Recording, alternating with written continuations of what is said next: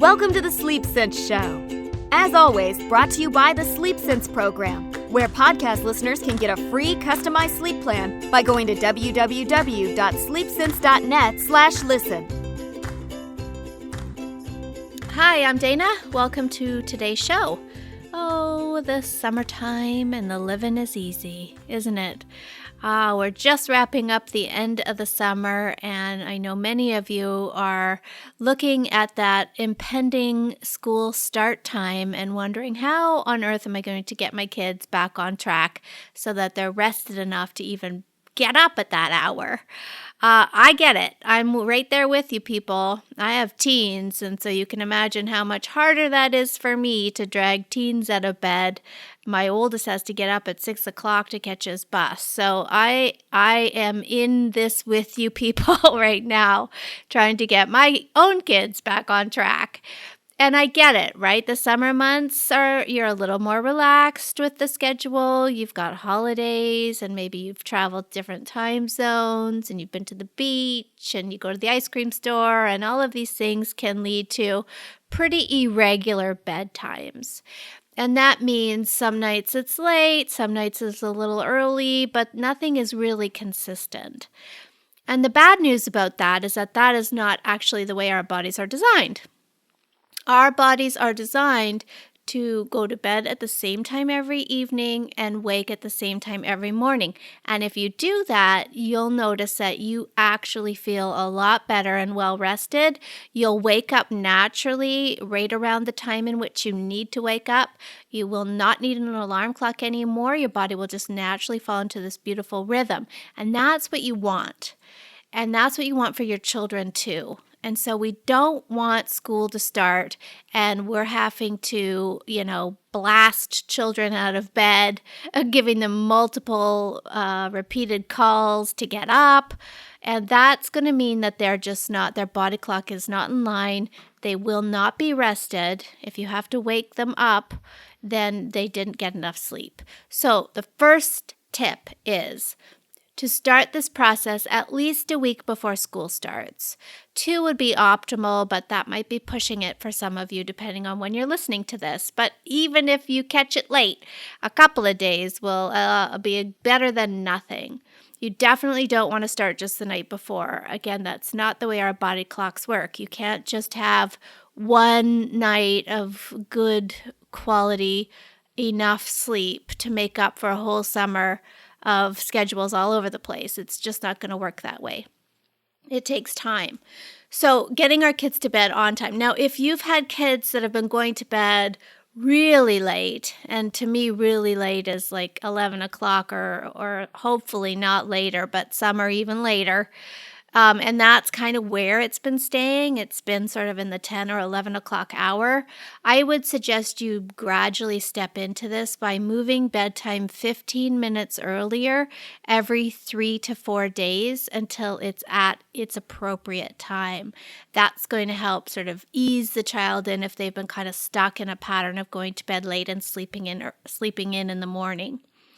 Now, as far as bedtime goes, I would like to see lights out by 8. Now, this depends a little bit on the age of the children that we're talking about, but not very much. You will be surprised to know that children all the way to puberty, so that's 12, 13 years old, need at least 10 hours of nighttime sleep. Let me say that again, at least 10 hours of nighttime sleep, and teenagers need at least 9 or 10 hours of nighttime sleep, so they need a lot, right? And so we have to make sure that they're getting enough each night so that they're rested in the morning and do well throughout the day. So let's take into account, though, that we don't fall asleep the second we lay down in our beds, do we? Especially kids, if they've been sort of pushing boundaries about bedtime and you haven't been very strict with things, especially in these first few weeks as you're getting things back under control, they might be coming out to talk to you and asking for another drink of water and going to the bathroom again and having a hard time settling down. So it might be closer to 9 by the time they actually fall asleep for the night.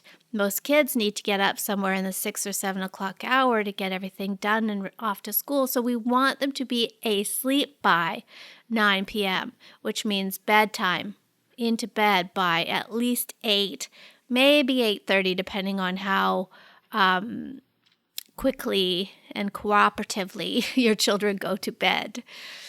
All right. Now, you're going to have to, especially, I can remember Canadian summers, and it doesn't get dark until 10, 11 o'clock at night.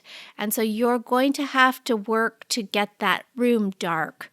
We really, really need to have a darkened room in order for melatonin to rise to an appropriate level so that children fall asleep fairly quickly and stay asleep through the night.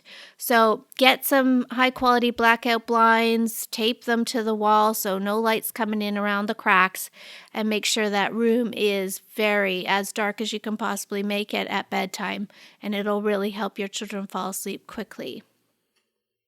All right, so we're shooting for an 8 o'clock bedtime, asleep by 9. The next thing you want to do is make sure that you have a solid bedtime routine in place. Now, I'm imagining at one point you had a great routine, but it might have been blown apart by the summer months. So it's time now to get back in line with that.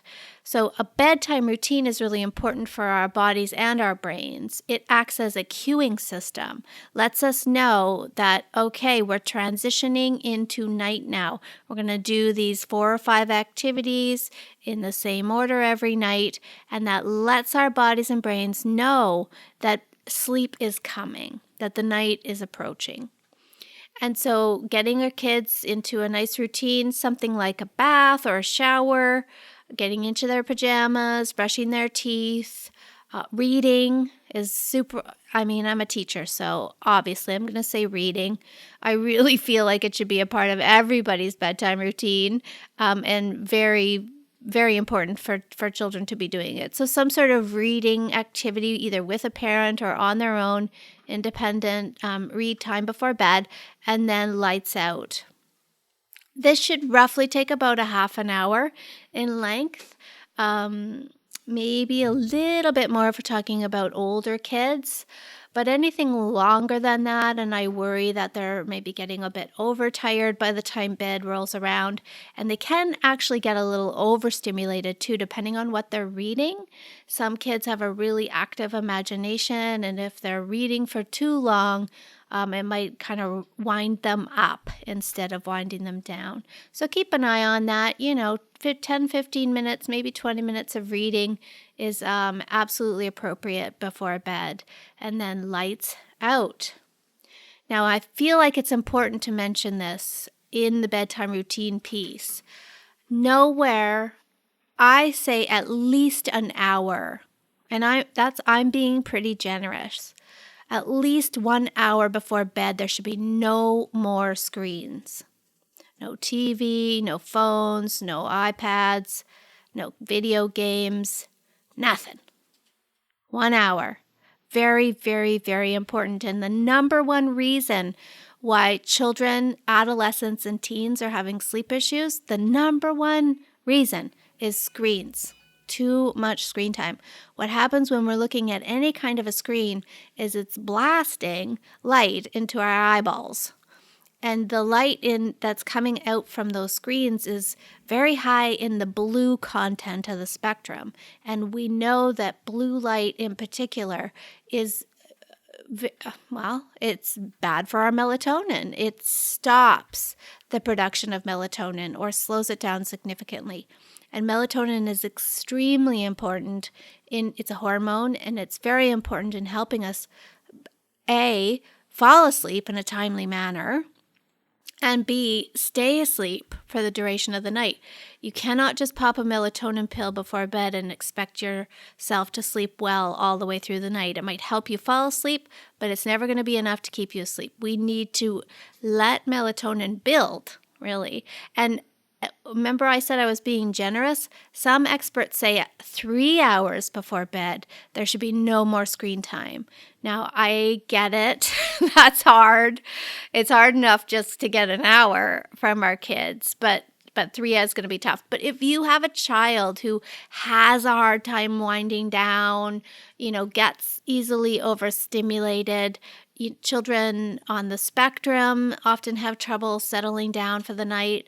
Children who have attention deficit disorder or hyperactivity disorder, those children in particular really should. You might have to back that up to more like 2 hours of no screen before bed, because that will definitely interfere with the quality of their melatonin.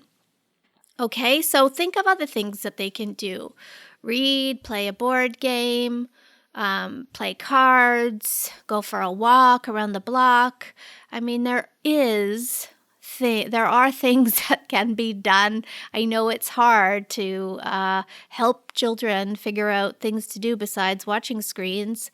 Homework, I mean, all of these things are completely appropriate to do that hour before bed. That doesn't involve screen. Okay? Very important. All right, so once we've got our nice bedtime routine back in place, how do we keep this moving along in a timely manner? Again, the rules have been kind of blown apart a bit here. We want to get back on track. Next tip is use a timer. A timer. I love a timer. I use a timer for just about everything, including with myself too. I use a timer all day at work. I love timers.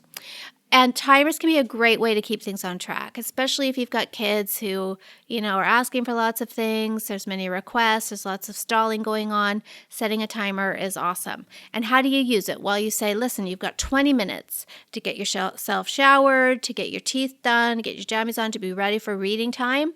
If you can't do it in 20 minutes, then you don't get any reading time, and it's right to lights out. Now, I don't really like to make reading I hate to take reading away from kids because I just told you how important it is. But most kids, like to read, especially if they're reading with a parent. They love that one-on-one time. And second, they would rather read than go right to bed, right? Most kids would definitely prefer a little bit of reading time before the lights are out. So it is a good consequence for not getting things done in a timely manner. And I'll tell you, it only takes a couple of times where they lose the story, then they're going to hustle. When you say you've set the timer, they're going to move. You watch them. They will definitely move and get their butts in gear to get things done in time. And then we're going into lights out after stories. Okay. One last tip would be to offer reward incentive. Now, some people don't like it when I talk about rewards. Some people don't think rewards are a good incentive, but I love rewards, right? I think rewards are a great way to establish a behavior that you want to see show up. I do not think rewards need to last forever, and they don't. I mean, the truth of the matter is that rewards have a shelf life. And eventually the child gets bored with the reward, you get bored with the rewards, she stops mentioning it, you do, and then it just sort of has this natural way of fading out in time. And if it doesn't, if you get to Christmas and she's still asking every day for her reward for going to bed on time, then you can course correct and just say, listen, you've mastered that. You're doing awesome at that. I've noticed, though, that you're having a hard time keeping your room clean or getting your backpack ready on time. You can transfer it to some other little area where she's kind of disheveled or struggling and start adding some reward incentive around that. So you could just sort of reframe it, right? If you're getting bored and no longer needing a reward around the bedtime piece. But yeah, you can absolutely say, listen, I know it's hard. You've been staying up late and doing your own thing, and now we got to get back in line and get to bed on time every night. And I get that that's a challenge, and here's how I'm going to help incentivize you by, if you can get, all your chores done and be in bed by lights out, then in the morning when it's okay to rise, you can have whatever, a little treat or a little toy, or you can, with older kids over the age of 5, you can say, if you do it 3 days in a row, then you get a bigger prize, so they can collect sort of a sticker system. And once they've got enough collected, then they get something bigger. That just only works with children over 5. Okay? Anything younger than 5, and they can't wait that long, right? Their attention span isn't that big, and they're going to get bored and they won't see the reward. And it's not a good way to incentivize a child that's younger than 5. All right. So I know you've had a great summer. I know I've had a great summer. I know you must be also looking forward to school starting again. I know for me, I love getting back into the routine of school, even though I know it means early mornings and lunches and all that kind of stuff.